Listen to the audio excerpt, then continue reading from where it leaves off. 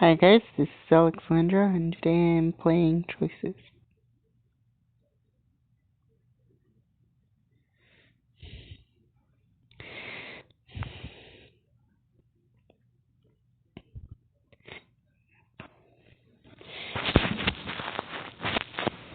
Let's get started with some Bloodbound. Okay.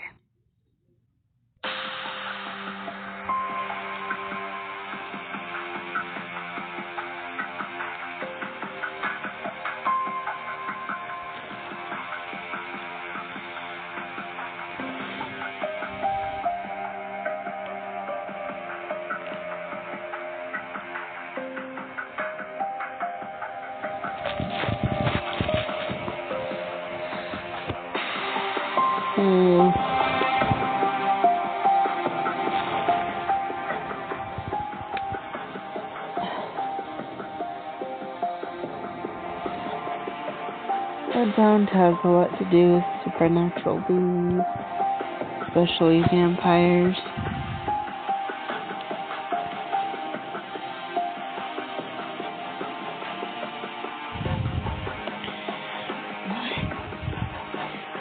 Never mind.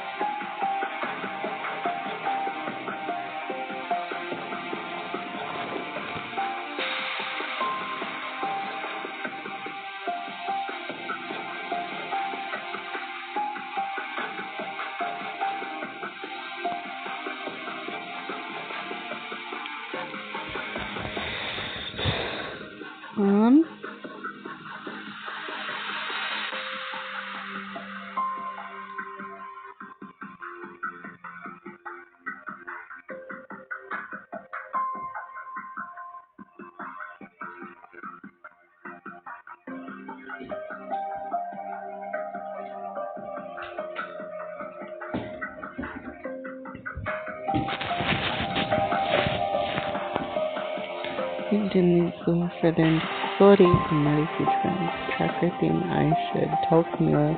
If you feel suspicious, try to take the bracelet off.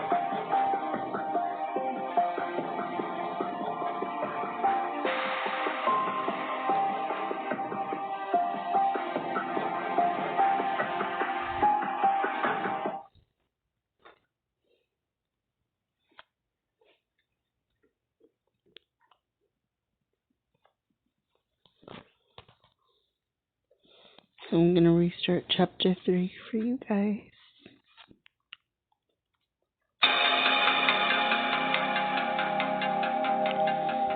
This is the screen for Bloodbound 2. That's what it looks like. That's what it looks like. You see the corporate. Ooh, I'm getting injured.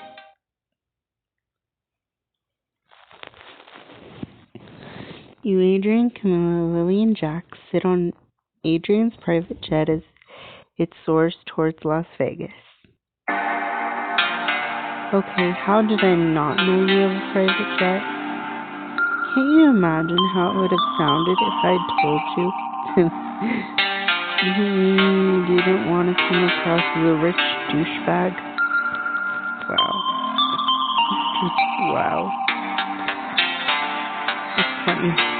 That's one way of putting it. If you're done ogling now, you should do it. I ran a background check on Langdon Kavinsky.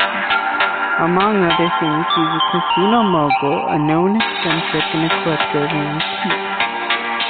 Isn't eccentric just a nicer way of saying cuckoo for Cocoa Puffs? Cocoa Puffs? I believe Lily is expressing some concern for Langdon's real estate. I should probably because I have cerebral palsy, by the way, guys, in case you didn't know.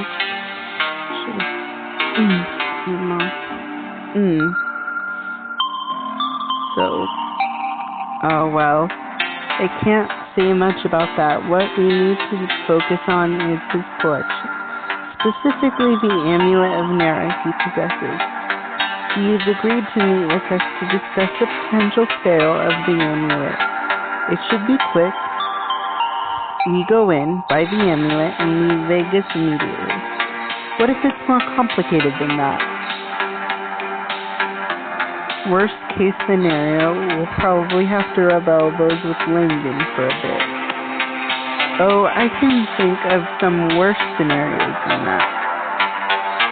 So long as we beat Gaius there, that's all that matters.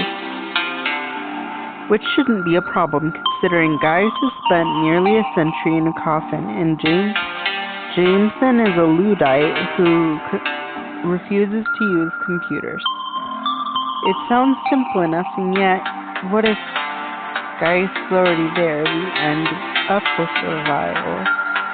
I'm going to choose...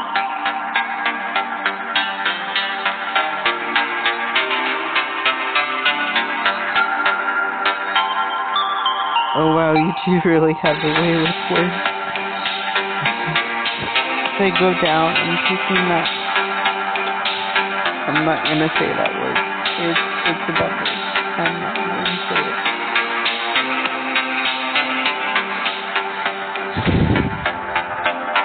Good luck with that. At his prime, Gaius could take all of us with one hand. And now... 2 hands, but he'd still do it. Well, But before you can finish, Camila turns back to her laptop, tapping away as she does more research. So I guess Camila is done being social for the moment. You see Jax at the far end of the plane, sharpening his sword and frowning. Lily at the bar nearby making a drink. Believe at the bar nearby making a drink.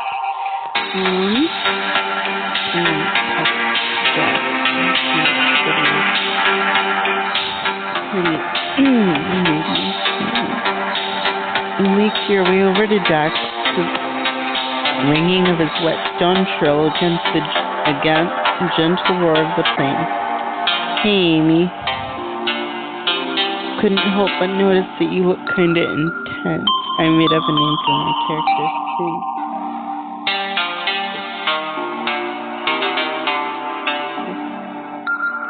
Since the book is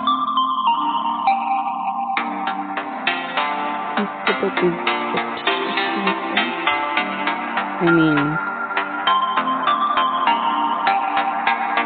I guess I'm right. What guys mission? Yeah, that. And because I left my people behind. I know they can take care of themselves, but what if Gaius attacks while we're gone? I guess it's a legitimate fear considering we have no idea where he is. I know this mission is important for everyone, but I'm responsible for an entire clan now. I don't want to abandon them.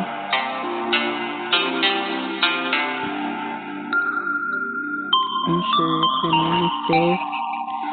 It must be scary to leave them on their own, but I'm sure they'll be fine. Taking care of them is nothing new to me, with them being integrated with the rest of the clan.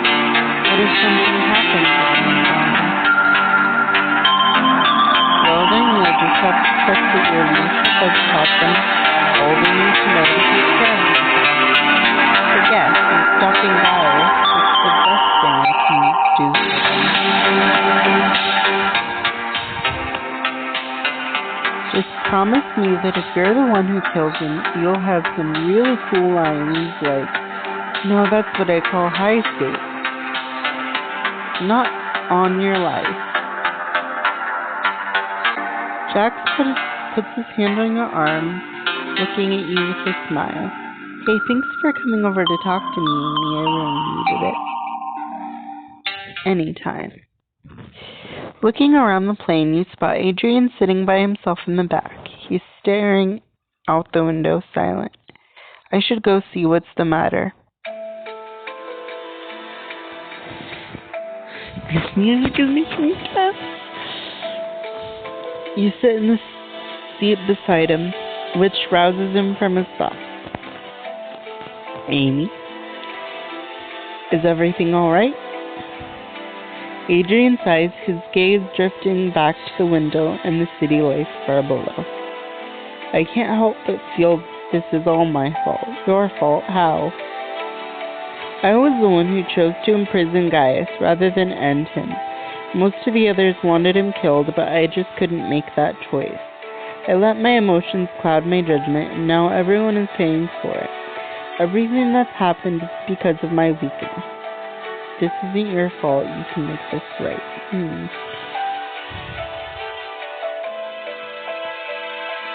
We have a chance now to undo whatever mistakes were made in the past. I suppose I do find some solace in that thought, but I still feel guilty. Don't.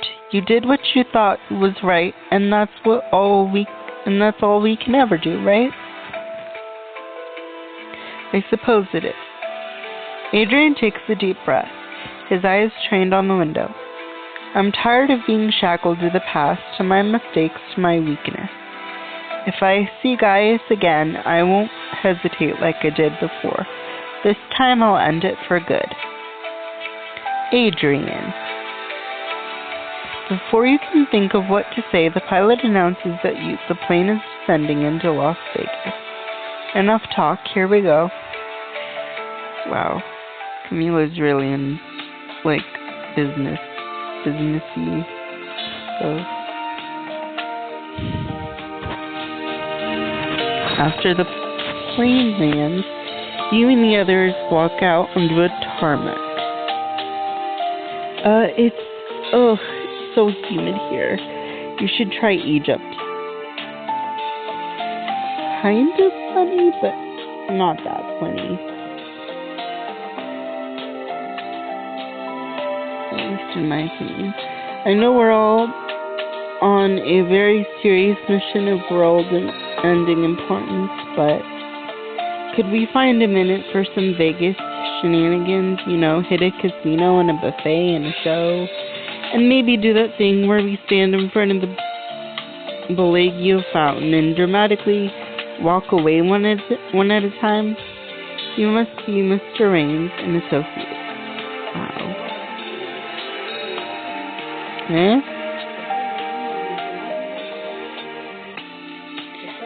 Estoy haciendo video.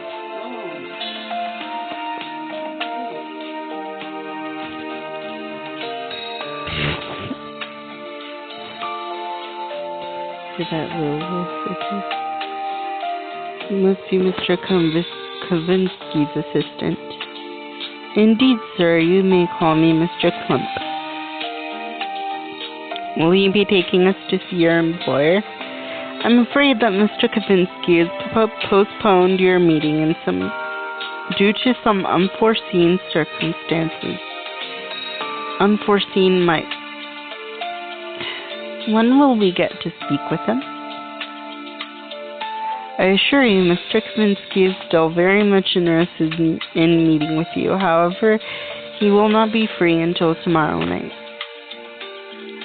That's not so bad, is it? Sure sounds like we've got time for some shenanigans. I mean, at least one shenanigan, maybe two? I find the last-minute change aggravating. To make it up to you, Mr. Kavinsky is putting you all up in his casino, the Cordonia Grande. Why is it you? It's named after, that, kingdom in the Royal Romance reference to you guys. Treat, of course. Yeah, it's called the Royal Romance.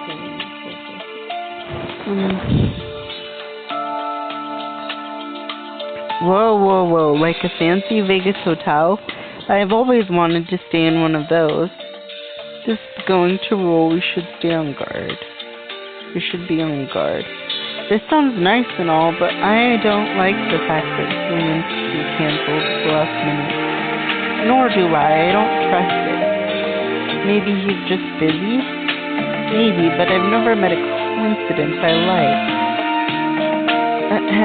Shall we go? We glance at each other uneasily, then shrug. Fancy casino! That's funny.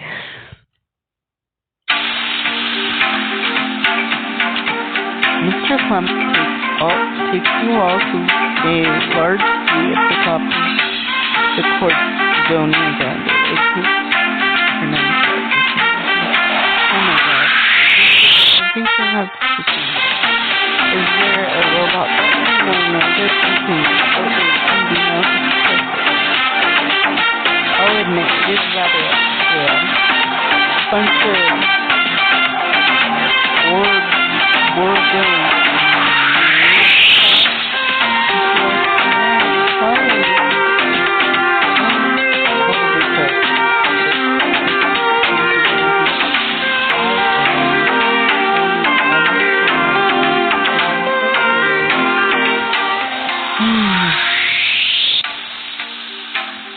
Although, look at that kitchen. I can't tell if this is a dream or not. Well, you technically touch a fancy face, not a dream. Right, I'm glad it suits you. I'll return tomorrow to bring you to Mr. Kaminsky for your meeting. Mr. Klemp gently shuts the door, leaving you to yourself. So what do we do now? We have the whole night ahead of us. Shots. Did someone say shots? We should probably do shots. All she thinks about is drinking. There's always one character that always thinks about drinking all the time. What is this? What is this? I don't know, guys. Anyways, let's read on.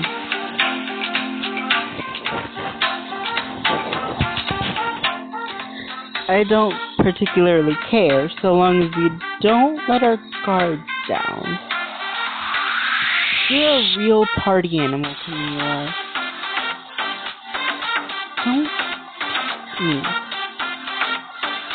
Can we at least go to a buffet? I want to put this new vamp stomach to the test. Oh yeah, Lily the vampire. Yep. Had to be the vampire in the middle. Vegas seems to have a certain siren song, doesn't it? I wouldn't mind a little bit of gambling.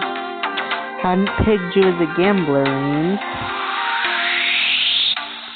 There's a lot you don't know about me. It all sounds good to me. I'm in. Wearing that? Is there something wrong with what I have on? Not at all, but Vegas is all about Flash. True, very true. Flash City, that's the thing, isn't it? Camila leads you to one of the suite's closets. It seems the room comes with some unique amenities. Amenities, not amenities. I'm getting this wrong, and it's kind of funny, but it's really not. I should stop.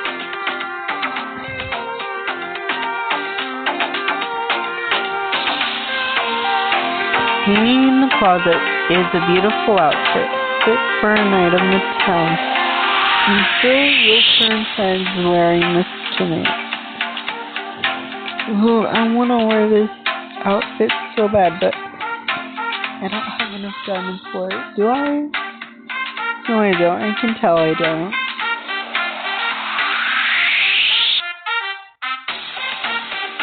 I'm not sure if I could pull a look like that off. Better stick to what I have on. Or are you going out with us, Jack? Nah, I'm hitting the gym. I feel too restless after being crammed on that tiny plane. Camila? No, I always find the city distasteful. Wow. She She has very high standards. She is the CEO after all, but so.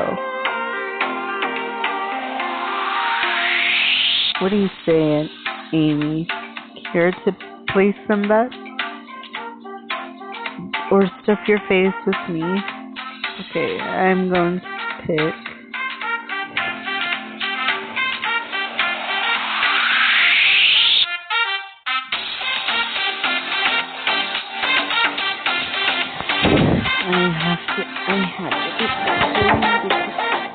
That would be only free without gems choice. That wasn't a without gems choice. It did have gems, but I paid earlier. You and Adrian decide to go down to the main floor of the Cordonia Grande and try your luck.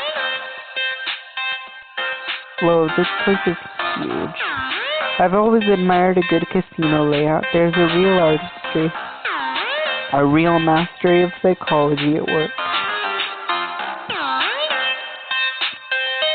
Oh, I didn't take you for a frequent gambler. I wouldn't say frequent, but there is something about the rush of it, don't you think? The thrill of letting go, of relinquishing control, of putting yourself fully at the mercy of fate. Oh boy, do I need to put a leash on you? Do I need to put a leash on you? Yeah.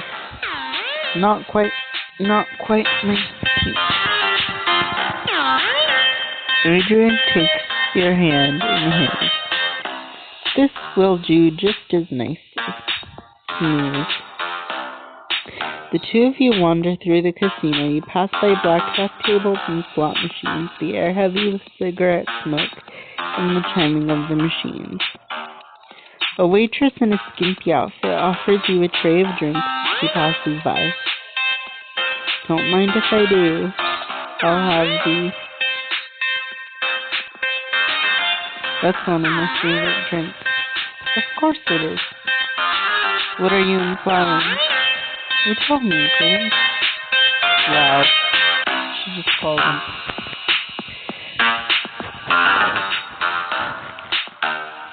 It's kind of rude. It's very rude. And joking, but so rude. You take a sip, savoring the bold yet smooth flavor. Perfect.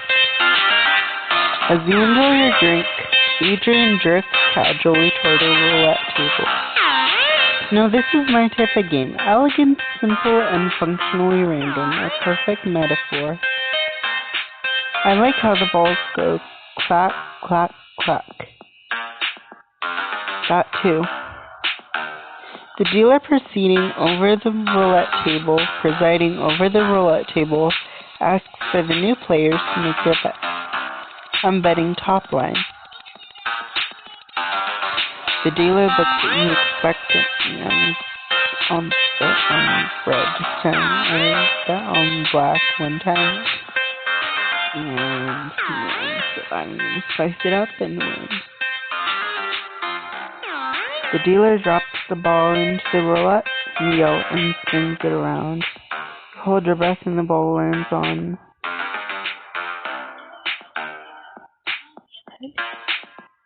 Although your single bet is over, you watch as Adrian continues. He looks calm and composed, even a little smug. You watch as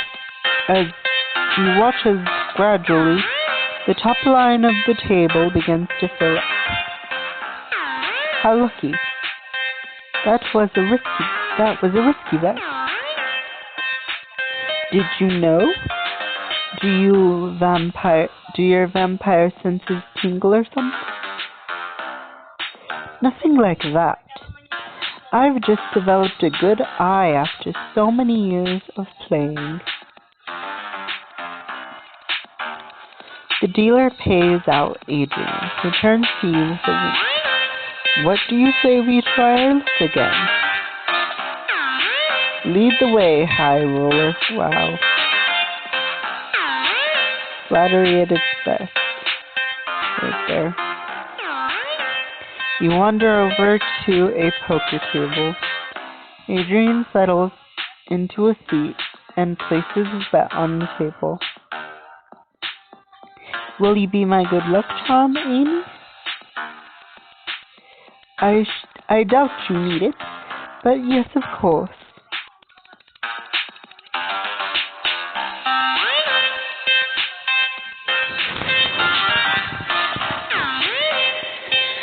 You put your hands on Adrian's strong shoulders. I should.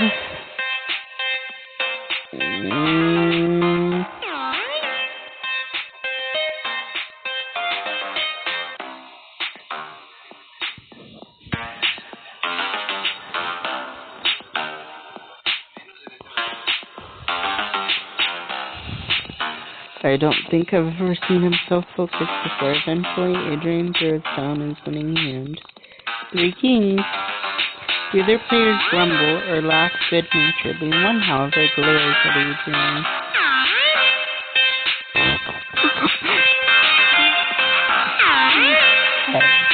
That is no.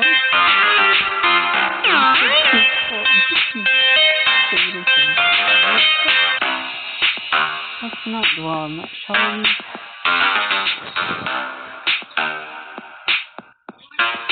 I'm sure you did. Wow, so they think this is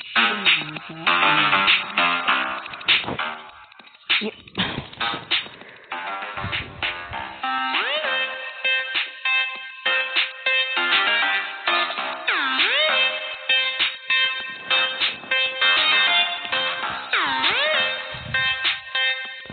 It means that I have friends in high places who wouldn't care if some nobody casino rat disappeared. Friends who are very influential around here. Wow. You look around and spot a bouncer nearby, looking intimidating. You meet eyes with him and nod as if you know him. A little confused, the bouncer nods back. But go ahead, continue to try my patience. We'll see what happens, won't we? By the way, if you have any family out there, you might want to call and tell them you love them, just to be safe. The poker player ducks his head and shuffles away, looking worriedly over his shoulder at the bouncer. Amy, that was positively frightening. I just thought to myself, what was coming out of it?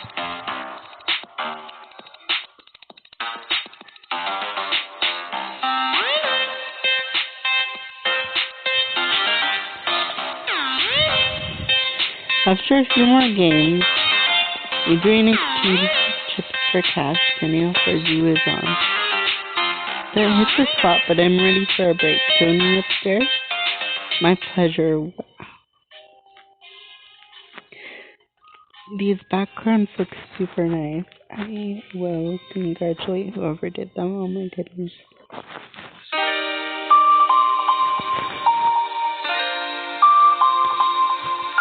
Through a flight of access stairs in the suite, the two of you end up on the roof, which provides a dazzling view of the Vegas Strip.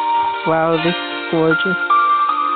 I wasn't sure if I would like Vegas, but seeing it like this, all lit up at night and glimmering with potential, I can see why people flock to it. It is something, isn't it? He gazes out at the strip, silent for a moment. It's enjoyable in short bursts, but Vegas was never my kind of place. The gambling is fun, sure, but I'll be overindulgent. I just can't get past the gaudiness of it. The noise, the crowds, the lingering desperation. Everyone's mouths are smiling, but their eyes give away their pain. I think I know what you mean. Adrian sighs, then turns to you with a smile. Still, I'd be happy to be here for the night with you. Even if our reason for being here isn't the most ideal. You don't think Gaius is already here, do you? Or on his way? I can't say for certain, but I would place my bet on the fact that he is nowhere near the city. Not yet, anyway. You shiver at the reminder of Gaius' words. Adrian puts his arm around you. I'm sorry you had to be dragged into this one. I haven't been dragged. I'm here because I want to help.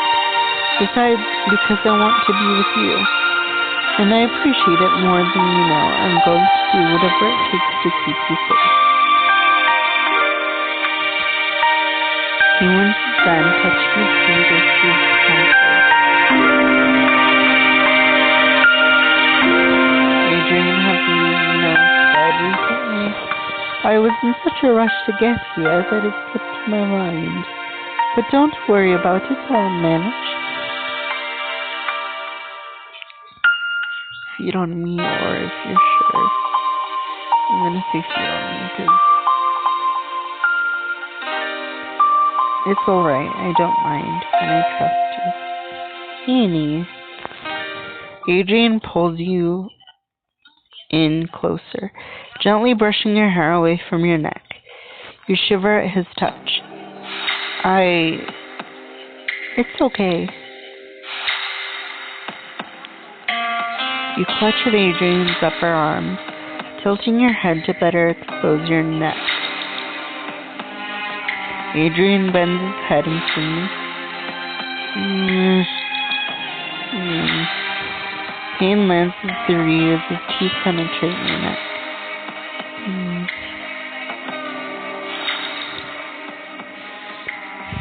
As he begins to feed off of you, twin tendrils of pain and pleasure unfurl throughout your body like sparkles feet. Oh, yes. You can't believe how much it hurts and how good it feels. With Adrian's mouth at your neck and his arms holding you up, you feel completely consumed. You think back to how confident and untouchable he was in the casino and moan, arching against the strength of his body. Adrian. With a moan, you writhe, pressing up against him, needing to feel his skin and his strength. He eventually stops feeding, licking at the bite mark as if eager for every last drop. Wow. I didn't know feeding was going to be that extensive. Thank you, Amy. I feel much better. Yeah, me too. Taps the side of your face and kisses you sweetly. You taste yourself on your lips.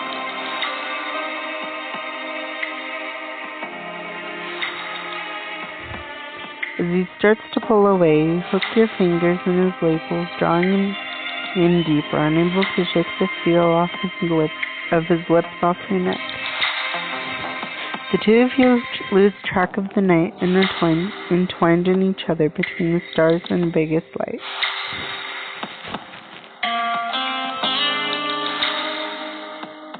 The next night, the driver sent by Langdon, Kavinsky brings you and the others out into the desert. This is creepy.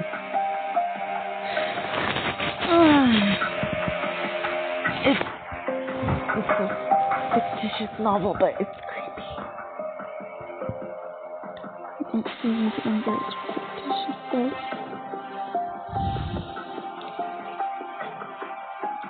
I think.